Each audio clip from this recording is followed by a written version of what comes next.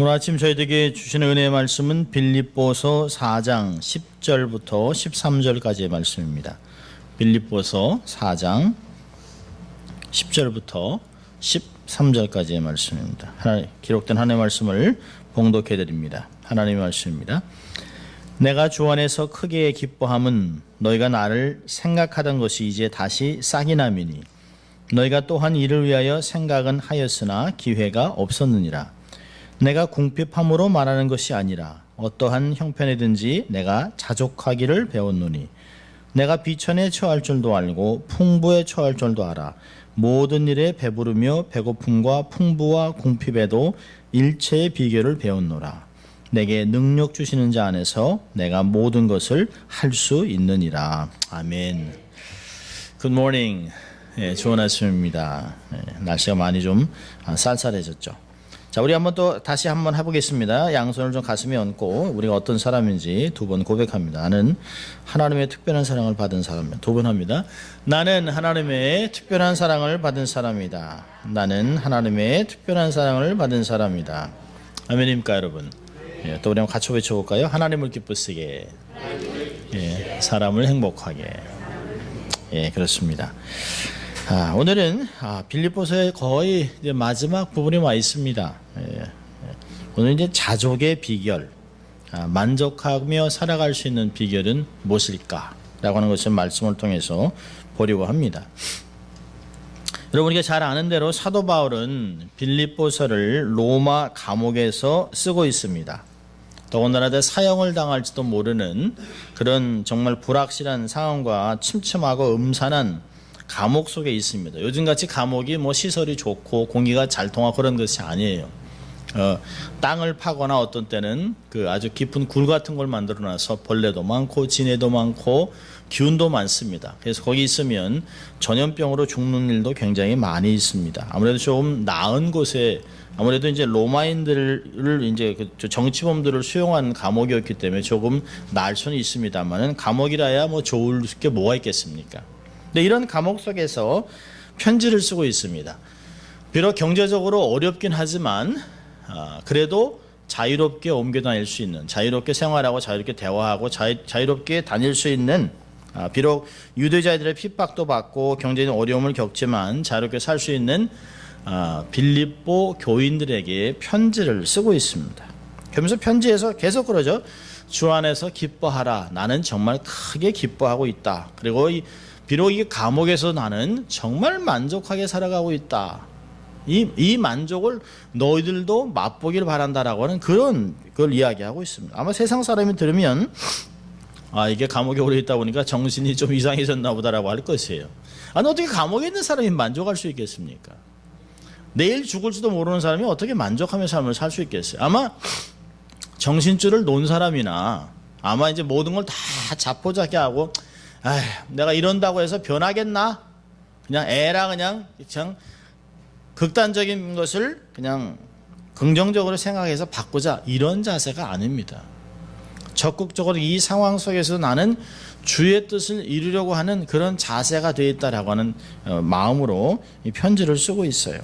여러분, 감옥에 갇힌 죄수들이 이렇게 늘 변명이 많죠. 감옥에 있는 죄수한테 물어보면 어느 사람도 자기가 감옥에 갇힐 만한 죄를 지은 게 없다고 얘기합니다. 그러니까 누구나 다 변명할 거리가 있어요. 억울합니다. 나는 정말 아무것도 안 했습니다. 나는 감옥에 들어올 사람이 아닙니다라고 얘기를 합니다. 그럼 그 사람이 어떤 때는 너무 착하게 생겼어요. 너무 순하게 생겼어요. 아니 어떻게 저런 사람이 감옥에 와 있을까라고 해서 혹시 저 사람이 이렇게 물어보면 그 간수가 그 사람의 기록을 보면 전과 13범, 전과 20범 이게 평상시에 감옥을 제 집 드나들지 안방 드나들지 했던 그런 사람들이 굉장히 많습니다. 대개 초범들은 별로 그런 얘기를 안 한대요. 재수가 없어서. 그렇죠? 늘상 잡혔던 사람들은 어떻게든지 빠져나가려고 변명할 기회를 찾는다고 얘기합니다. 근데 여러분, 바울은 어떤 사람입니까? 바울은 다른 사람과 달리 감옥에 들어올 죄를 지은 사람이 아니에요. 감옥에 들어올 사람이 아닙니다. 원래 이 사람은 아주 충실한 율법사죠. 성경 전문가지요.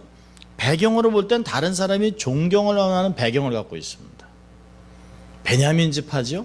이름이 또 사울입니다. 유대인들 땐 베냐민 지파의 사울, 그러면 부모가 이 사람이 초대 왕이었던 사울과 같은 사람이 인물이 되라고 이름을 이렇게 지었구나 라고 생각을 합니다. 또 자기가 혈통적으로도 아주 유명하지만 학문적으로 이룬 그 업적은 굉장하죠. 바리새인입니다. 율법사입니다. 대단한 사람입니다. 최고의 학문을 배웠습니다. 그 당시에 최고의 그 랍비였던 가말리알 수하에서 공부를 했습니다. 그 당시에 랍비가 다른 사람의 랍비를 인정할 때 랍비가 돼요. 그러니까 나는 우리의 랍비 누가 그 위에 누가 해서 어디까지 갑니까? 모세까지 올라가기도 하고요. 아니면 에스라까지 올라갑니다.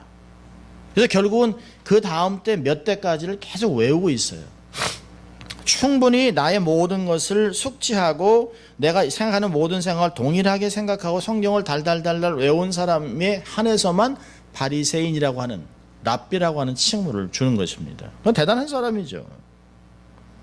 그러니까 이런 그가 감옥에 갇힌 이유는 자신의 야망을 이루기 위해서 어떤 과욕적인 행동을 한 게 전혀 없습니다. 그냥 그저 주의 은혜에 너무 감사해서 감동해 자기의 삶을 180도 바꿔놓은 영생의 약속을 주시고 새로운 삶을 살아갈 수 있도록 하신 주의 은혜가 너무 감사해서 이 복음을 만천하에 전하다가 이게 잡혀 들어온 것이에요. 이방인들에게 복음을 전하기 위해서 헌신한 것밖에 없습니다. 누구를 해롭게 한 것도 없어요. 로마법을 어긴 적도 없어요. 누구를 상해한 적이 없어요. 사기를 친 적도 없어요. 그러니까 바울의 입장에서 보면 아마 바울이 억울해 그래야 될 것 같아요. 아마 나는 정말 억울하다. 난 한 건 아무것도 없다. 복음 전한 것밖에 없다라고 얘기해야 될 사실 상황이 있습니다. 그런데 그가 그런 얘기를 하지 않습니다. 주 안에서 기뻐하고 평강의 하나님과 동행하면서 나는 자족한다, 만족한다, I'm very satisfied 라고 얘기를 하고 있어요. 불편하게 짝이 없는 감옥에서 자족한다는 고백하는 그 바울을 통해서 그가 어떻게 무엇이 그를 그렇게 만드는가를 볼 필요가 있습니다. 요즘 최근에 보니까 재밌는 그 기사가 하나 나왔어요. 미국 감옥에서 제일 그 유행하는 제일 그 사람들이 먹고 싶어하는 음식이 뭔지 아세요? 라면입니다. 깜짝 놀랐어요. 저는 왜냐하면 그 정부 예산이 깎이면서 따뜻한 음식을 하루에 3번 주던 걸 2번으로 줄였어요.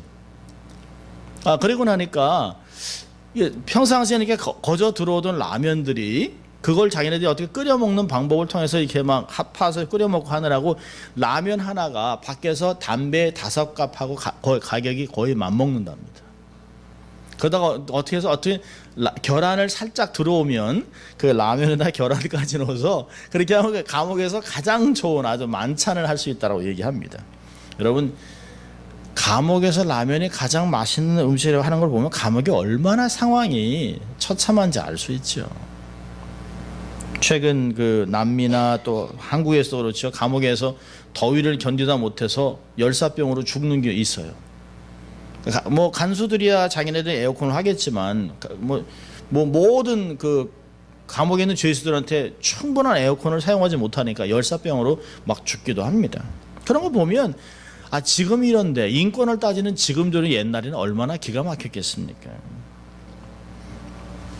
여러분 세상 사람들은 어떻게 하든지 더 많은 것을 움켜쥐려고 탐욕으로 온갖 불법을 저지릅니다. 유명해지고 권력을 얻으려고 하여튼 높은 곳에 오려고 애를 써요. 그래서 그들이 얻은 그 권력을 가지고 사람을 짓밟고 정말 웃기지도 않는 갑질을 해댈 때가 있습니다. 이들의 반대편은 어떨까요? 궁핍함 때문에 분노, 좌절, 원망, 그래서 돈 있는 사람들을 죽이고 싶어하고 그래서 그들에게 도움을 받으면서도 하나도 감사하지 않고 너희들이 있는 거 조금 주는데 뭐가 그렇게 생색을 내느냐 하면서 부자들을 아주 증오하는 것들이 있습니다. 그러니까 극과 극이에요. 만족함이 없어요. 인간은 원래 죄된 본성 때문에 만족함을 이루지 못합니다. 절대 어떤 것도 만족하지 않아요. 내가 미국에 와서 이제 2베드룸에만 살 수 있으면 너무 좋겠다. 화장실 2개만 있었으면 너무 좋겠다고 생각합니다. 근데 화장실 2개 있어요. 그러면 어떻게 생각해요? 아이고, 그래도 이게 뭐 아파트보다는 집 한 채 얻어야 할 텐데 왜 열심히 집을 또 얻어요. 그러면 또 화장실 3개, 뭐 뒷마당 넓고, 그 결국은 해봤자 애들 훌훌 날아가면 그냥 빈둥지 되는 거예요. 그러다 보면 60, 70 넘어가는 것입니다. 그래도 만족함이 없어요. 여러분, 바울의 메시지는 자신의 처해 있는 현실을 만족하지 못하고 불평, 원망을 토해내는 우리에게 사실은 하는 말입니다. 현대를 살아가는 우리.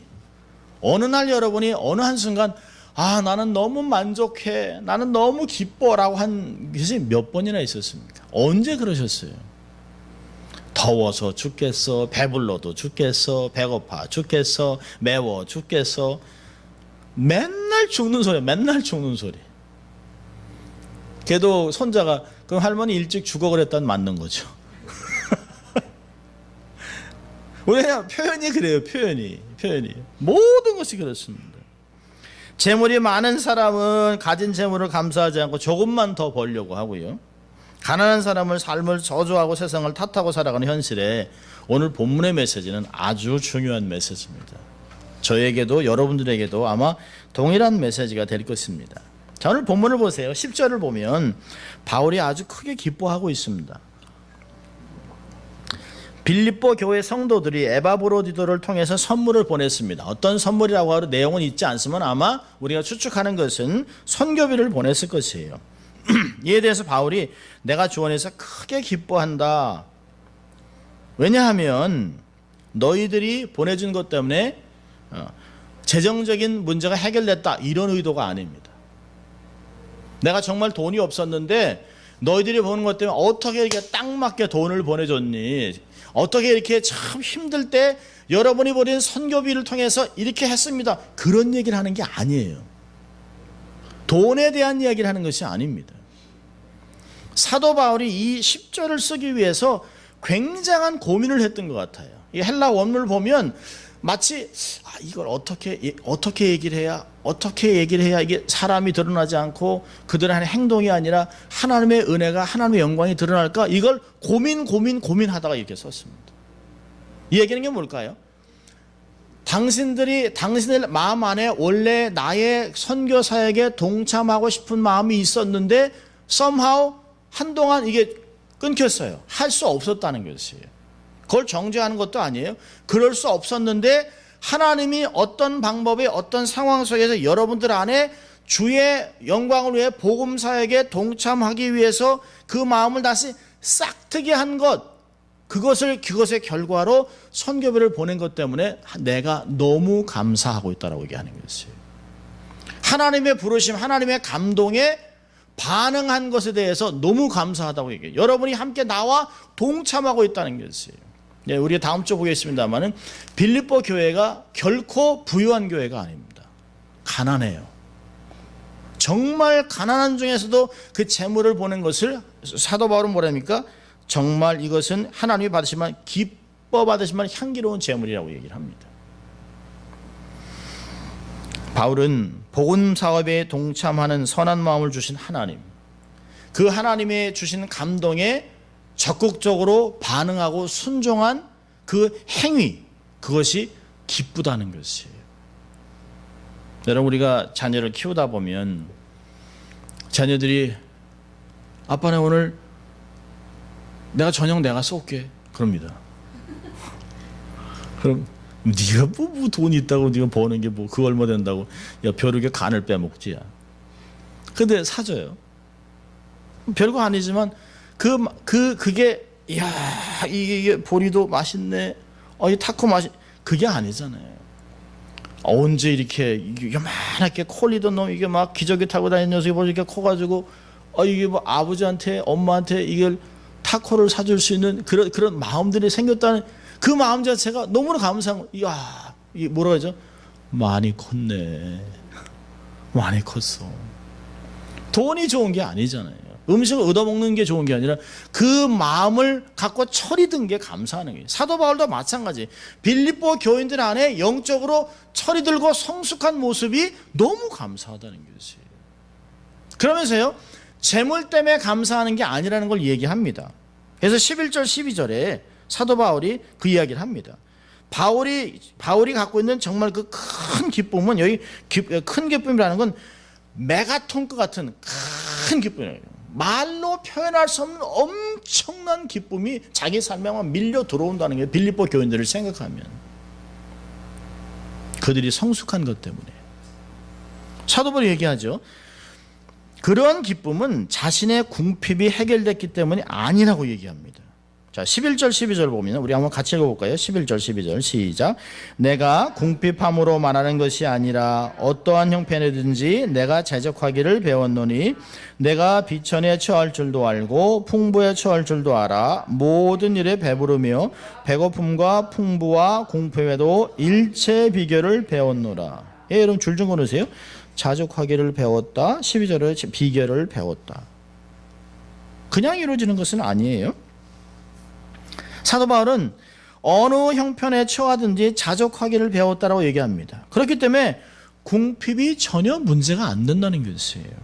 여러분, 자족이라는 헬라 단어는 참 재미있습니다. 이 단어가 뭐냐면 환경에 지배받지 않고 내면의 자원으로 기뻐하는 것이에요. 환경에 전혀 좌우받지 않는 것입니다. 근데 이게 그 당시 철학자들이 갖고 있는 최고의 덕목으로 여겼습니다. 그래서 욕심을 부리지 아니하고 내가 있는 주어진 상황에서 기뻐하고 즐거워하고 계속해서 자기 자신을 비워나가는 것이에요. 뭐 철학도 그렇지만 불교에서도 자기를 비우고 또 무의 개념을 생각하잖아요. 그런 것을 보면 비슷할 수도 있어요. 그렇지만 사도 바울은 그 당시에 사람들이 이해할 수 있는 철학적인 단어를 가지고 이 자족이라는 단어를 씁니다. 내가 최고의 덕목인 이 자족함을 나는 터득했다라고 얘기하고 있습니다.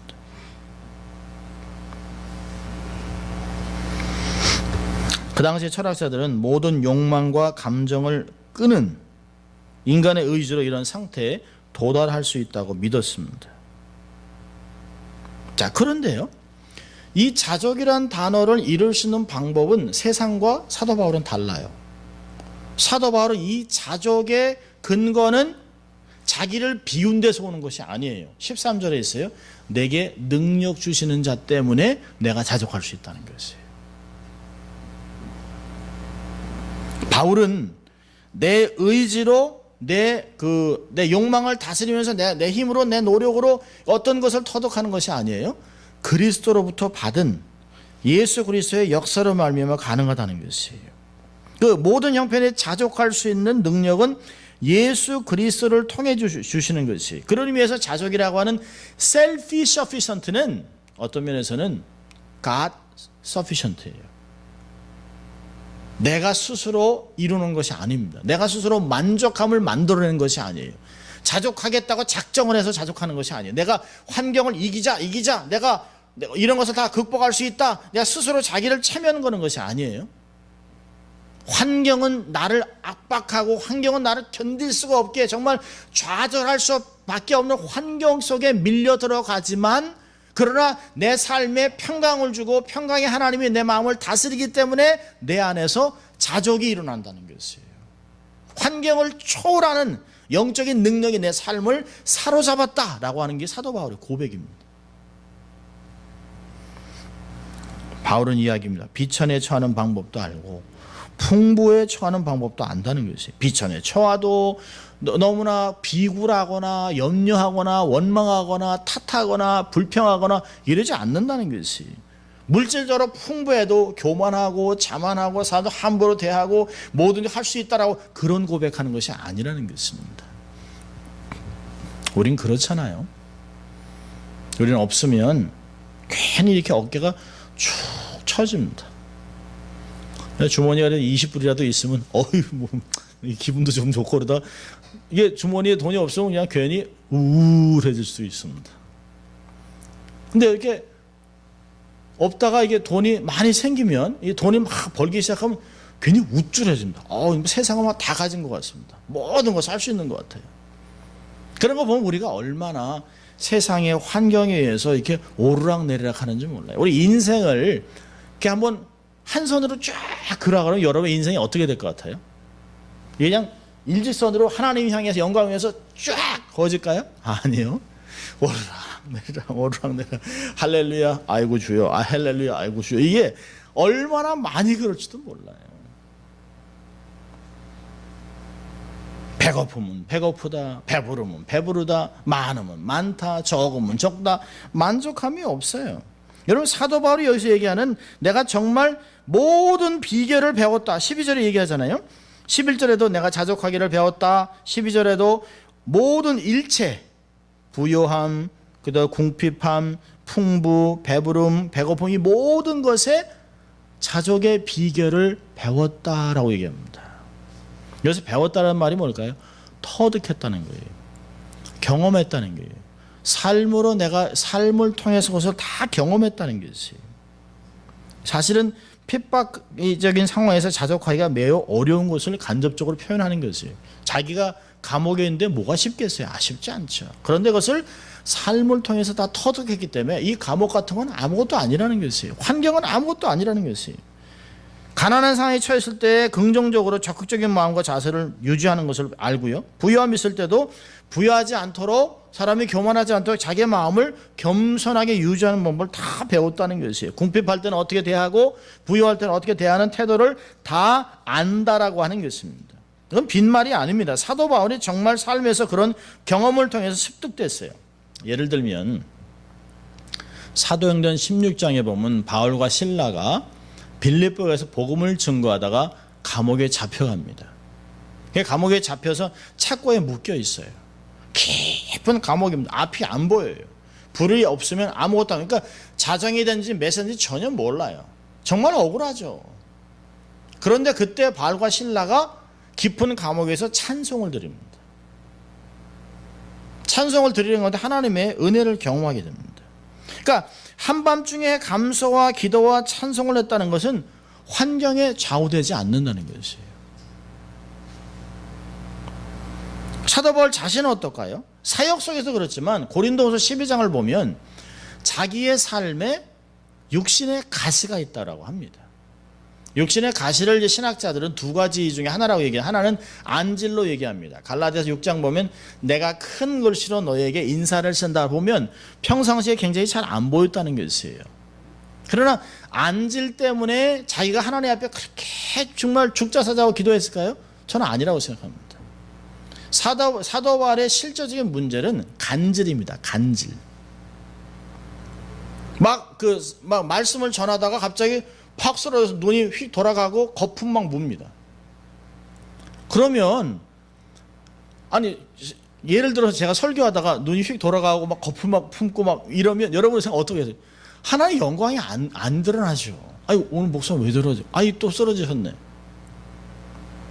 얼마나 기가 막혀있어요. 그러니까 오죽하면 사도 바울 하나님, 내가 하나님의 영광을 위해서 말씀을 선포하는데 사역하다 이런 꼴이 되면 뭐가 되겠습니까? 하나님의 영광을 위해서라도 좀 나를 좀 고쳐주십시오.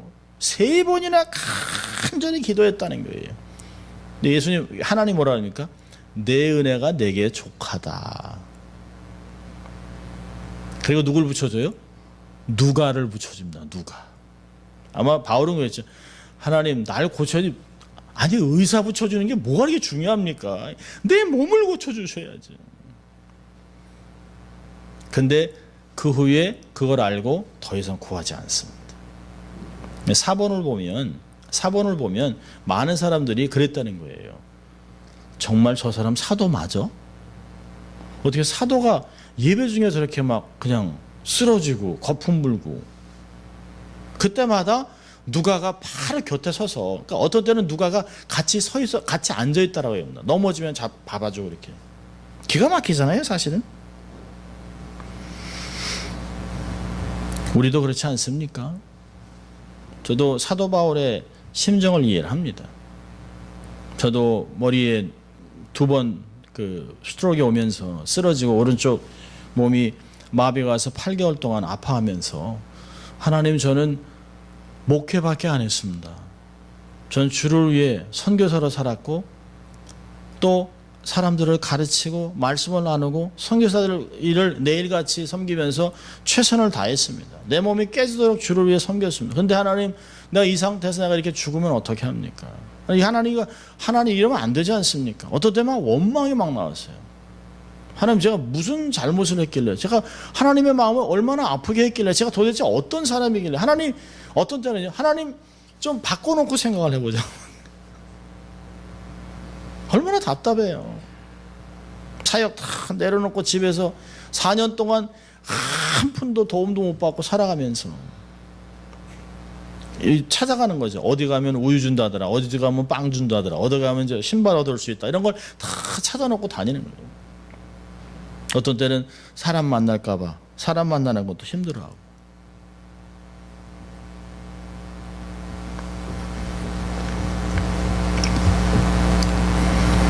그러나 하나님은 하나님 방법대로 사람을 이끌어 가세요. 사도 바울은 이야기합니다. 내가 그리스도를 위하여 약한 것들과 능욕과 궁핍과 핍박에 곤란을 기뻐하노니 이는 내가 약할 때 곧 강함이니라. 내가 약할 때 하나님의 능력이 나타나는 거예요. 아, 저 사람, 와, 저 사람 힘으로는 안 되는데 하나님이 함께 하시네. 하나님의 역사하시네. 하나님이 도와주셨네. 하나님의 영광이 드러난다는 것이에요. 바울은 자신이 육체의 가시 때문에 좌우되지 않는 법을 배웠어요. 그리고 하나님이 자기에게 적절한 은혜를 베푸신다는 것을 너무 잘 알고 있습니다.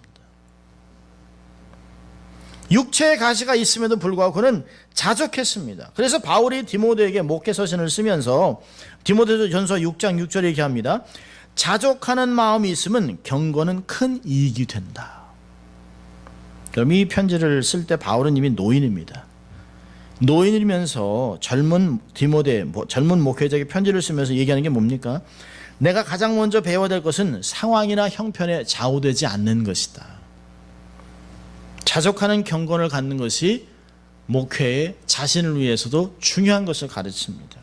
여러분, 자족을 배우지 못한 자들의 더러운 탐욕으로 비참한 결과를 우리가 자주 보지 않습니까?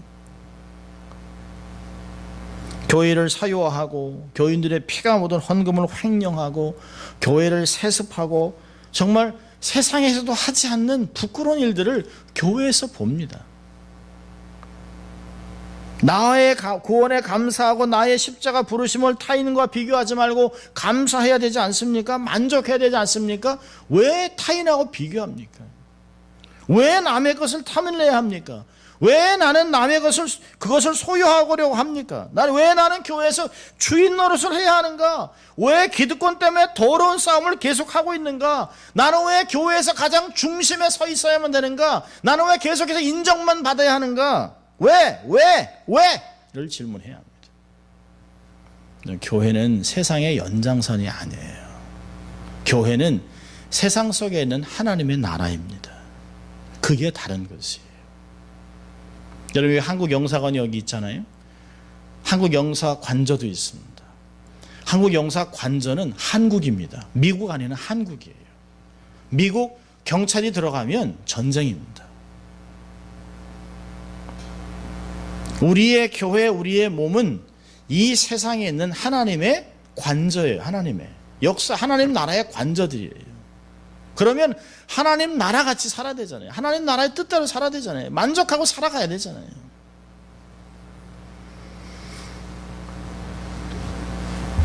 여러분, 13절은 자, 우리 빌립보 4장 13절 한번 같이 읽겠습니다. 시작. 내게 능력 주시는 자 안에서 내가 모든 것을 할 수 있느니라. 예. 아마 이 말씀은 한국 사람들이 아마 제일 좋아하는 구절 중에 하나일 거예요.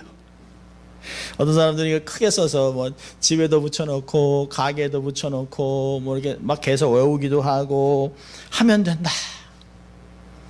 뭐 노먼 빈센트나 로버트 슐러, 뭐 조엘 오스틴 같은 사람의 긍정적인 사고, positive thinking, 이런 생각할 수 있어요.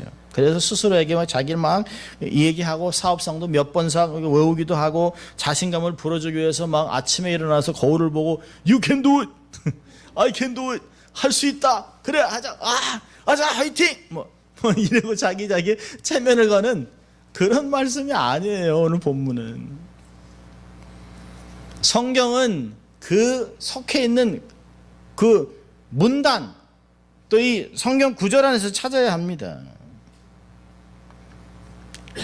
이 말씀은 본문의 맥락에서 이해돼야 되는 것이에요. 바울은 절대로 나는 모든 것을 할 수 있다, 나를 따르라, 그게 아니에요. 가만히 읽어보셔야 돼요. 궁핍에도 처할 수 있고 풍부에도 적절한 처할 수 있는 이런 모든 것을 다 할 수 있는 것은 내 안에서 계속해서 능력을 베풀어 주시는 그분 때문에 가능하다는 것이에요. 내가 내 힘으로 이루는 것이 아니라 내게 힘을 주시는 하나님의 힘이 힘입어서 자족함을 얻을 수 있다라고 이야기하는 것입니다. 하나님이 내게 능력을 주시기 때문에 가난해도 절대로 원망, 좌절, 낙심하지 않는다는 것이에요. 내가 하나님이 내게 계속 능력을 주시기 때문에 부유함 가운데서도 교만하거나 몹쓸 인간이 되지 않는다는 것이에요. 하나님이 계속의 능력을 주시기 때문에 환경에 의해서 자유받지 않는, 환경에 의해서 이렇게 막 좌지우지 되지 않는 그런 삶을 살아갈 수 있다라고 하는 것입니다.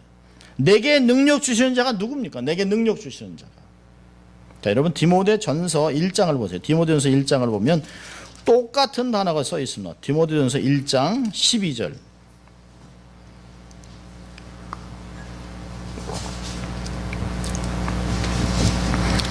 나중에 이제 관주를 달아놓으세요. 디모데전서 1장 12절. 자, 같이 읽습니다. 나를 능하게 하신 그리스도 예수 우리 주께 내가 감사함은 나를 충성되게 여겨 내게 직분을 맡기심이니. 예, 내게 능력 주시니 똑같은 단어예요. 빌립보서 4장 13절하고 똑같은 단어를 쓰고 있습니다. 그러니까 빌립보에서 내게 능력 주시는 자가 누구예요? 디모데전서 1장 12절을 보면 예수 그리스도라는 것이에요. 바울을 능하게 하신 분은, 바울 안에서 능력을 주시는 분은 다름 아닌 예수 그리스도라는 것이에요. 그러니까 문맥 속에서 읽어보면 그리스도께서 능력을 주시면 나는 하지 못할 일이 없다. 주를 위해서 어떤 상황에서 일체의 비결을 다 배웠다는 것이에요. 어떤 상황에서 비굴하나 원망하지 않고 반대로 교만하고 우쭐하지 않고 주님이 주신 능력으로 말미암아 복음 사역을 능히 감당할 수 있다는 것이에요. 감옥 속에서 나는 지금도 복음을 증거한다, 지금도 기뻐할 수 있다. 평강의 하나님이 내 안에서 계속해서 능력을 주시기 때문에 성도들이라면 누구나 온갖 환경 속에 처하게 돼 있습니다. 하나님은 어떤 사람을 먼저 가난을 배우게 해요. 가난을 극복하고 가난 안에서 좌지우지 되지 않는 내면을 키우게 합니다. 그렇게 삶이 경건하게 되면 하나님이 부를 조금씩 주기도 합니다. 어떤 사람은 반대를 배워요. 어떤 사람은 부유한 가운데 이거 교만하면 안 되는데 하는 것들을 배우기 시작합니다. 그러다가 하나님이 그를 가난으로 들어가게 하세요. 하나님은 이 두 가지를 가지고 사람들을 훈련하실 때가 굉장히 많이 있습니다. 그러면서 뭘 배우는 거죠? 이 모든 것은 주께로부터 온다. 환경은 나를 흔들어 놓을 수 없다. 나는 환경을 초월하는 인생을 살아갈 수밖에 없는 것은 하나님이 나와 함께 하기 때문이라는 것을 고백을 만들게 하는 것이에요. 절대로 물질의 종살이가 아닌 물질을 다스리는 사람으로 우리를 키워나가고 있다는 것입니다. 내게 능력 주시는 자, 바울의 만족의 근거는 바로 주님입니다. 여러분 성경에서, 신약과 구약에서 하나님 앞에서 만족했던 두 사람, 두 성경의 인물을 꽂으라 그러면 저는 딱 두 사람 꽂을 것 같아요. 구약은 다윗. 시편 23편에 그러잖아요. 여호와는 나의 목자신 내가 부족함이 없다. 바울은요? 바울은 그 고린도후서 3장 5절에 얘기합니다. 우리의 만족은 오직 하나님께로 나느니라. 그러니까 바울이 모든 만족이 하나님께로부터 오니까 세상의 어떤 것에서 흔들리지 않습니다. 좋은 것, 음식 때문에, 산의 진미 때문에 마음이 흔들리지 않습니다. 아무것도 없어서 고추장에 고추 하나 찍어 먹어도 그것 때문에 흔들리지 않아요. 꽁보리밥 하나만 있어도 비록 빵이 참 하나밖에 없어서 막 눈물로 빵을 먹어도 흔들리지 않아요. 전혀 흔들리지 않는다는 것이에요. 우리는 어떨까요? 조금만 바람 불어도 흔들립니다. 린다 밀로우라고 하는 분이 쓴 만족이라는 책에서 나오는 이야기인데요. 엘라는 고향과 친구들 그리고 친숙했던 모든 것을 떠나 아이들과 함께 남편을 따라 52년 동안 아프리카에서 복음을 전했다. 타는 듯한 무더위와 불편한 환경 속에서도 그녀는 자신의 생활 여건에 대한 불평한 적이 한 번도 없었다. 그러던 어느 날 엘라의 딸 미미는 어머니의 낡은 일기장에서 그녀가 불평하지 않고 만족을 얻을 수 있었던 방법을 발견했다. 그 노트에 이렇게 쓰여 있다는 것이에요. 첫째, 날씨나 어떤 것에 대해서도 불평하지 않겠다. 둘째, 다른 환경이나 다른 장소에 있는 나의 모습을 그리지 않겠다. 그러니까 이때 내가 그냥 미국에 있었으면 이렇게 안 한다는 거예요. 세 번째요, 나의 몫을 남의 것과 비교하지 않겠다. 이것 혹은 저것이 지금과 달랐더람이라고 가정하지 않겠다는 것이에요. 네 번째는요, 내일은 하나님께 속한 것이지 내게 속한 것이 아님을 기억하겠다. 대단한 고백입니다. 사실은 오늘 바울이 하는 내용을 그대로 갖고 있는 것이에요. 선교사 아내로 삶을 살아가면서 모든 관점을 하나님의 관점으로 봤다는 것이에요. 하나님이 이곳에 나를 있게 하셨고 내가 이 상황 속에 있게 하고 이런 아픔과 이런 어려움을 지나가게 하지만 이것은 내가 컨트롤할 수 있는 것이 아니라는 것이에요. 내가 좀 이렇게 됐으면, 내가 다른 데 있었다면, 내가 이렇게 선택했다면 이렇게 후회하는 것도 아니고 비교하는 것도, 내가 저 사람이었다면 이렇게 비교도 하지 않는 거죠. 내가 이러다 일단 죽으면, 아니요, 내일은 하나님께 속한 것이니까. 영어로 참 재미있잖아요. Don't be afraid of tomorrow because God is there already. 내일을 두려워하지 말아요. 내일 그곳에 하나님이 이미 거기 계세요. 그리고 우리를 기다리세요. 아무것도 두려워할 게 안 돼요. 하나님께 속해 있는 것이에요. 이 선교사, 여자 선교사는 하나님의 관점에서 환경과 인생을 바라봤습니다. 마치 바울과 똑같이. 사랑하는 성도 여러분, 주의 능력과 그분의 성실함을 믿으세요. 그리고 지금의 주어진 환경은 절대로 우연이 아닙니다. 절대로 과거의 어떤 결과물이 아니에요. 우리는 삶을 살아가면서 내가 무슨 죄를 많이 졌길래, 내가 뭘 잘못을 했길래, 또 더 나가면요, 전생에 무슨 죄를 졌길래 뭐 이런 얘기를 합니다. 예수 믿는 사람이 그런 얘기하면 안 되잖아요. 우리 가끔 또 그래요. 하나님이 뭘 주시려고 하길래. 그건 모르는 거예요. 오늘이 중요한 거죠. 하나님, 내가 오늘 내게 주신 이 시간을 만족하며 살겠습니다. 인생을 어떻게 살아갈까요? 하루하루를 살아가는 거예요. 하루하루. 내일은, 내일 염려는 그날로 족한 거예요. 그냥 내버려 두세요. 오늘의 염려는 오늘로 족해요. 그러니까 그걸 하나님 감사합니다. 내가 감사하고 기뻐하기로 결정합니다. 감사합니다. 그리고 하루를 살아가고 잠자고 일어나서 또 하루를 살아가는 거예요. 우리에게 주어진 건 하루밖에 없어요. 하루. 하루가 묶이면 일주일. 일주일이 이렇게 해서 하면 한 달. 그게 1년, 10년 이렇게 넘어가는 것이에요. 주의 뜻이 나의 삶을 통해 온전히 이루어지기를 소원하세요. 마리아가 천사에게 이렇게 고백했잖아요. 주의 종이오니 말씀대로 내게 이루어지겠습니다. 우리도 그런 깊이 하나님, 오늘도 하나님의 말씀이 내 삶에서 이루어지기를 소원합니다.